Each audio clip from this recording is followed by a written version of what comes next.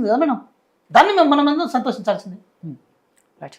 So Sai Kiran గారు, ఏదైతే BRS party విషయము ఇప్పుడు బీజేపీ చుట్టూ తిరుగుతోంది, అంటే కవిత మొదటి నుంచి కూడా ఏదైతే లెటర్లో ప్రస్తావించారో, అంటే నన్ను ఇంత ఇబ్బంది పెట్టిన బీజేపీని మీరు ఎక్కువగా మాట్లాడకపోవటము, 2 నిమిషాల్లో బీజేపీ గురించి మాట్లాడి ఇవన్నీ కొంచెం బాధ కలిగించాయని ఆ లెటర్లో ప్రస్తావించడంతో పాటు ఇప్పుడు మాట్లాడుతున్న విషయాలు కూడా బీజేపీని టార్గెట్ చేస్తూ మాట్లాడినవే కనిపిస్తున్నాయి. బీజేపీలో విలీనం చేసే కుట్ర జరుగుతోందని, నేను జైల్లో ఉన్నప్పుడే ఈ విషయాల గురించి మాట్లాడారని కానివ్వండి, లేకపోతే బీజేపీ నాయకుడికి సంబంధించిన హాస్పిటల్ ఓపెనింగ్కి వెళ్ళారని, ఇవన్నీ కూడా బీజేపీని టార్గెట్ చేస్తూ ఆవిడ మాట్లాడుతున్న సందర్భంలో బీజేపీ నాయకులు ఎక్కడ కూడా ఈ విషయాల గురించి పెద్దగా మాట్లాడకపోవడం, స్పందించకపోవడం. రాజాసింగ్ గారు ఇందాక వెంకటనాయక్ గారు చెప్పినట్టు ఆయన మాట్లాడారు, నేను కూడా ఈ పార్టీ గురించి ఎప్పటి నుంచో చెప్తున్నాను, బీజేపీ బీఆర్ఎస్ నాయకులు కలిసి పనిచేస్తున్నారని నేను కూడా చెప్తూనే ఉన్నాను, కానీ పార్టీ నాయకులు ఎవరు పట్టించుకోవట్లేదు అని రాజాసింగ్ గారు మాట్లాడడం, ఇవన్నీ బీజేపీ చుట్టూ కూడా తిరుగుతున్న పరిస్థితుల్లో బీజేపీలో ఎలాంటి చర్చ జరుగుతోంది? నిజంగా అలాంటి ప్రయత్నాలు ఏమైనా జరిగాయా విలీనం దిశగా? మేడం, ఇక్కడ ఒక విషయం అండి, కవిత గారు లెటర్ రాయడం అనేది, తండ్రికి లెటర్ రాయడం అనేది ఫస్ట్ ప్రశ్నార్థకం. రాసిండ్రు, తను ఒప్పుకున్న తర్వాత వెంకటనాయక్ గారు ఇప్పుడు వాళ్ళ పార్టీ వాళ్ళందరూ కూడా సంకలు గుద్దుకుంటారు. ఏంటంటే బీజేపీ గురించి విమర్శించి మాట్లాడింది, బీజేపీని తక్కువ చేసి నేను అక్కడ విషయం అర్థం చేసుకోవాల్సింది ఏంటంటే, కేసీఆర్ కాంగ్రెస్ని తిట్టింది వాస్తవమే అని చెప్పింది. అది అక్కడ అందులో పాయింట్లో కేసీఆర్ కాంగ్రెస్ గురించి విమర్శించిన మాటలన్నీ కూడా వాస్తవమే, అవన్నీ కూడా కరెక్టే, ఆయన కాంగ్రెస్ చేసిన తప్పులన్నీ కూడా వాస్తవమని అక్కడ కూడా సంబోధించింది. అది గుర్తు చేసుకోవాల్సిన అవసరం ఉందని తెలియజేస్తా ఉన్నాను. రెండో విషయం ఏంటంటే, అక్కడ బీజేపీకి ఎవరితో పొత్తు పెట్టుకోవాల్సిన అవసరం లేదు, ఎవరిని విలీనం చేసుకోవాల్సిన అవసరం లేదు మేడం. మూడో విషయం ఏంటంటే, కవిత గారు చెప్తున్నారు, ఎక్కడైనా కూడా తను పేపర్లో లెటర్లో రాసిండ్రు, తర్వాత చిట్ చాట్లో మాట్లాడుతున్నారు, కానీ ఇక్కడ మీరు మైండ్ గేమ్ చూడండి, తను ప్రెస్ మీట్లో మాట్లాడుతున్నప్పుడు ఎప్పుడు ఈ విషయాలు మాట్లాడట్లేదు. చిట్ చాట్లో మాట్లాడిరని చెప్తున్నారు తప్ప అది ఎక్కడికి బయటికి రావట్లేదు. తను నిజంగా మాట్లాడుతున్నట్టు ఎక్కడ రావట్లేదు. ఇక్కడ అన్ని పార్టీలని మిస్మరైజ్ చేస్తూ ఆ పార్టీని ఈ పార్టీని ఆ పార్టీని అంత చేసి తనే ఒక పార్టీని పెట్టి ఏదో సాధిద్దామనే ఆలోచనలో ఉంది ఆమె. సో అదంతా కూడా బెడిసికొట్టే అవకాశం ఉంటుంది. ఇక్కడ మనం ఏదో ఇలా ఆమె కాంగ్రెస్ని మెచ్చుకుంటుంది, బీజేపీని అంటుంది, బీజేపీని మెచ్చుకుంటుంది, కాంగ్రెస్ ఆమె ఎవరండి అసలు? ఆమె ఎవరు అసలు? తండ్రి చాటుగా ఎదిగిన లీడర్. తనేమి ఇక్కడ ఉద్యమం చేసింది కాదు, ప్రాణం త్యాగాలు చేసింది కాదు, ఇంకోటి ఏదో చేసింది కాదు. అంతా ఉద్యమం అంతా అయిపోయిన తర్వాత వచ్చి జైన్ అయ్యి సాధించిన వాళ్ళు కుటుంబ పరిపాలనలో వచ్చిన వాళ్ళ కోసం మనం ఇంత పెద్ద డిస్కషన్ చేసుకోవాల్సిన అవసరం లేదని నా ఆలోచన. ఆమె పార్టీ పెట్టుకొని ఒక చిన్న మాట చెప్తే, షర్మిల గారు తండ్రి చనిపోయిన తర్వాత అన్నకి ఇబ్బంది ఉందని చెప్పేసి బుధస్కంధాల మీద, అన్న జైలుకి పోతే బుధస్కంధాల మీద పార్టీని వేసుకొని 4000 కిలోమీటర్లు పాదయాత్ర చేస్తే ఆ పార్టీని కాపాడి అధికారం తీసుకొచ్చిన తర్వాత అక్కడ ఒక్కరోజు కూడా తను ఒక ఎంపీ పదవి కానీ ఎమ్మెల్సీ పదవి కానీ తండ్రి ఉన్నప్పుడు కానీ అన్న ఉన్నప్పుడు కానీ ఆశించలేదు. తను అలా చేసిన నాయకురాలే పార్టీ పెడితే భూస్థాపితం అయిపోయింది. ఈమె ఆల్రెడీ లిక్కర్ అనే పేరు ఉంది, ఈమె ఏం చేస్తే ఏమవుతుందండి? మనము షర్మిల గారితో పోల్స్తే కూడా తక్కువనేమే, ఎందుకంటే ఆమె చేసిన త్యాగం అలాంటిది, ఆమె పోరాట స్ఫూర్తి అలాంటిది షర్మిల గారిది. అలాంటి దాంట్లో ఇక్కడ కూడా ఊకే బీజేపీ నన్ను మోసం చేసింది, బీజేపీ నన్ను పట్టించిందంటే బీజేపీకి సిబిఐ మన విచారణకి ఏం సంబంధం అండి? నువ్వు అక్కడ పోయి ఢిల్లీలో చేసినటువంటి స్కామ్లో దాంట్లో చేసిన విచారణ భాగంగా నువ్వు అక్కడ అరెస్ట్ అయినావు అంతే తప్ప బీజేపీకి ఏం సంబంధం దీంట్లో?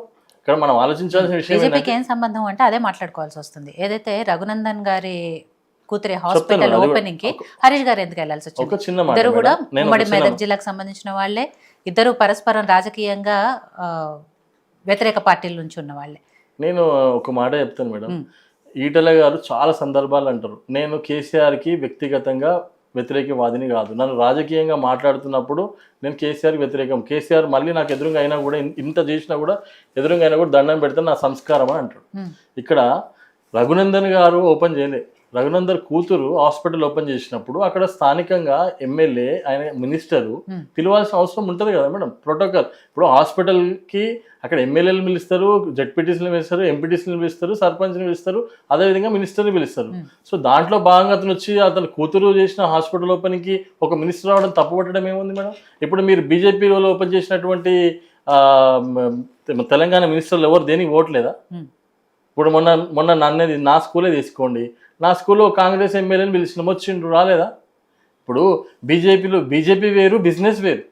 కాంగ్రెస్ వేరు, బిజినెస్ వేరు. ఇక్కడ వ్యక్తిగతం అనేది చాలా డిఫరెంట్ మేడం. ఇప్పుడు రాజకీయాల్లో ఉన్నాం కదా, మనం వ్యక్తిగతం దాంట్లో వాళ్ళు మాట్లాడొద్దు, ముఖాలు చూడొద్దు, ఇలాంటి స్వేచ్ఛ కోల్పోదని ఈటల రాజేందర్ పదే పదే మాట్లాడుతూ ఉన్నారు. రాజకీయంగా అందరు పరస్పరంగా మాట్లాడుకుంటూ మనం అందరూ అభివృద్ధికి ఉండాలి, పోరాటం రాజకీయంగా ఉండాలి తప్ప వ్యక్తిగతంగా ఉండొద్దు అని చెప్పి చెప్తా ఉన్నారు. సో మనం ఇక్కడ రాజాసింగ్ గారు మాట్లాడిన మాటలు అదే విషయం, అది తను చెప్పాల్సిన అవసరం ఉంది, తను క్లారిటీ ఇవ్వాల్సిన అవసరం. ఎందుకంటే ఎందుకు మాట్లాడాల్సి వస్తుంది, తను ఎందుకు అలా మాట్లాడుతుంది అనేది తను క్లారిటీ ఇవ్వాలి. అది మనం చెప్పే స్థాయి కాదు, అది మనం దాని గురించి కౌంటర్ ఇచ్చేది కూడా కరెక్ట్ కాదని నా ఆలోచన. విషయం ఏంటంటే మేడం, ఇక్కడ జైనింగ్ గురించి బ్రదర్ మాట్లాడుతూ ఉన్నారు. గతంలో బీఆర్ఎస్ మొత్తం ఇప్పుడు మీరేం చేస్తారు మరి? మీరు 10 మందిని జాయిన్ చేసుకొని ఎందుకు ఎన్నికలు పెడతలేరు? మేము గతంలో కోమటిరెడ్డి రాజగోపాల్ రెడ్డి జాయిన్ అయితే ఎన్నికలు తీసుకొచ్చినాం, ఈటల రాజేందర్ జాయిన్ అయితే ఎన్నికలు తీసుకొచ్చినాం, రఘునందన్ గారు జాయిన్ అయితే ఎన్నికలు. మరి మీరు ఎందుకు పెడతలేరు? ఎన్నికలు ఎందుకు ఇంత కాలక్షేపం అయింది? మీరు అసలు మంత్రి పదవులు ఎందుకు ఇస్తలేరు? క్యాబినెట్ ఎందుకు ఇంకా ఇస్తుంది? ఇన్ని 2 సంవత్సరాలుగా వస్తుంది కదా, దగ్గర ఆల్రెడీ 18 నెలలు అయిపోయింది. సో మనము ఒకరు చెప్తూ ఒకరు విమర్శిస్తున్నప్పుడు మనం కూడా ఒకసారి చూసుకోవాల్సిన అవసరం ఉంది. ఇక్కడ మనం చరిత్ర చెప్పుకోవాలనుకుంటే కేసీఆర్ అనే వ్యక్తి 2014లో అక్కడ సోనియా గాంధీ కాళ్ళ దగ్గర టీఆర్ఎస్ పార్టీని పెట్టడానికి వెళ్ళిండు. కాకపోతే ముఖ్యమంత్రి పదవి నేను నీకు ఇవ్వను అని చెప్పడంతో మళ్ళీ వెనుదిరిగి వచ్చిండు. అంటే హరీష్ రావు గారు రాజశేఖర రెడ్డి గారిని కలిసి బొకే ఇచ్చి జైన్ కావడానికి ప్రయత్నం చేసింది తెలంగాణ రాకముందు విషయాలు చెప్తుంది. అంటే వీళ్ళకు ఈవెన్ కవిత గారు కూడా చెప్పండి ఖర్గే గారితో మాట్లాడిందో లేదో? ఇప్పుడు ఖర్గే గారు లేదు, 2018 తర్వాత 19లో చెప్తున్నాను, 2021లో కవిత గారు ఖర్గే గారితో మాట్లాడింది జైన్ అవుతా అని చెప్పేసి. ఇదే విషయం స్వయంగా రేవంత్ రెడ్డి గారు ఒక సభలో చెప్పారు కదా, ఒక సందర్భంలో కవితని మా దాంట్లో జైన్ అవుతా అని చెప్పి మాట్లాడి మేము వద్దన్నామని చెప్పేసి. అంటే చర్చలు మీరు జరుపుతున్నారని మీరే ఒప్పుకుంటున్నారు. ఇక్కడ కేసీఆర్ గారు సోనియా గాంధీ దగ్గరికి పోయింది వాస్తవమే, హరీష్ రావు గారు రాజశేఖర రెడ్డి దగ్గర పోయింది వాస్తవమే, అదేవిధంగా కవిత గారు ఖర్గేతో మాట్లాడింది వాస్తవమే. రేవంత్ రెడ్డి గారు స్వయంగా ఒక సభలో ఏం చెప్పిండ్రు, నిండు సభలో కవిత మాతను జైన్ అవుతా అని చెప్పి మేమే వద్దని చెప్పినామని చెప్పినది. చర్చలు మీతో జరుగుతున్నాయి. అదేవిధంగా ఈరోజు మనం గమనించాల్సింది ఏంటంటే అక్కడ ఈ లెటర్ని అంతగా మనం ఆలోచించాల్సిన అవసరం లేదు. చాలా పకడ్బందీగా కుటుంబం ఆడుతున్న నాటకం ఇది. దయచేసి పార్టీలు బలి కావద్దు దీంట్లో. మనం ఇప్పుడు మాట్లాడుకున్న తర్వాత డిఫెన్స్లో పడతామనేది నా ఆలోచన. ఎందుకంటే వాళ్ళు ఆడుతున్న నాటకంలో మనం డిఫెన్స్లో పడొద్దు అనేది నా ఆలోచన. ఎందుకంటే ఇక్కడ కేసీఆర్ మాట్లాడట్లేదు, కవిత స్వయంగా కూడా ఎక్కడ డైరెక్ట్ మాట్లాడట్లేదు, అండ్ కేటీఆర్ హరీష్ రావు కూడా ఎక్కడ మాట్లాడతలేరు ఈ విషయం గురించి. వాళ్ళు ఏమంటారు, రేపు అందరం కలిసి మేము ఇంట్లో మాట్లాడుకున్నాం, మేము సర్దుకున్నాం అయిపోయింది అంటారు. అప్పుడు ఏం చెప్తాం మనం సమాధానం? సో కాబట్టి కేసీఆర్ ఇంతగానో జరుగుతున్నా కూడా నా కూతుర్ని నేను తీసేస్తున్నాను ఒక మాట మాట్లాడతలేడు. ఇదే టీ రాజయ్య మాట్లాడగానే తీసేసిండ్రు. ఇదే ఈటల రాజేందర్ గారు ఈ జెండాకి మేము కూడా ఓనరం అనగానే ఈటల రాజేందర్ గారిని తీసేసిండ్రు.